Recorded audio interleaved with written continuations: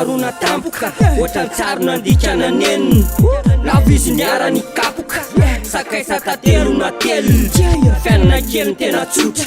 fa valy etsandana misotra izy tamireny tsy nita titoka tatat fotsiny zay rivo nitsoka mbala mivolazana maloto fitsarana miopato erainy toto fo miteko anazy androany mifoko mahita feomena no ataoko mandoko sasatra reo satra manetsika aminazy nareo ambikana pinsetsika mafy anao refensina mba helika tonga soata amy tontolo mitezitra ametraka ny mamy fatany tsara tsy nitoto milay no maty sy nao afara elo kity kely te tsy mba ny sara izy napita reo timby sy fara olombelona sanatria ombo mifaha mandika iny torovonana fanahy menandrambozy satria hoe sa mametraka le fenambola hita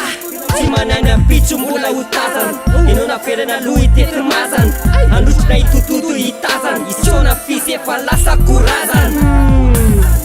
inona tsaroko matela fo ikostar fa na ino atsoko taloha izy tsisy palara fakasitrana medaly verina tsisy misary avy tsapany fony na kipy ny maso ny tapitrampana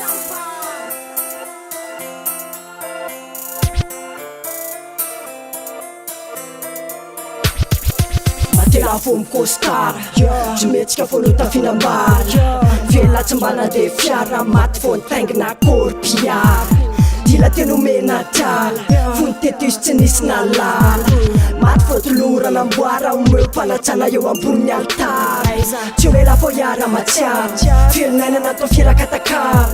lasa fiatranona ambandala fo mifavelomana izy natao fafaly no nisy tsisy mpamome sakafo notomandro masafotra maso tena fa mbola lanitra ny tafo lasa fahasambarana niteraka ny akazo matela fo mikostara nosandava meny fontsara ekena fefalatra ny anjara ilay paratisa ho atao fitakafambara iza monitsina lala zay toandrailany toatara olombelo izy fenakalaina maty fo nafiakanjona kostara vokala fo omenakaly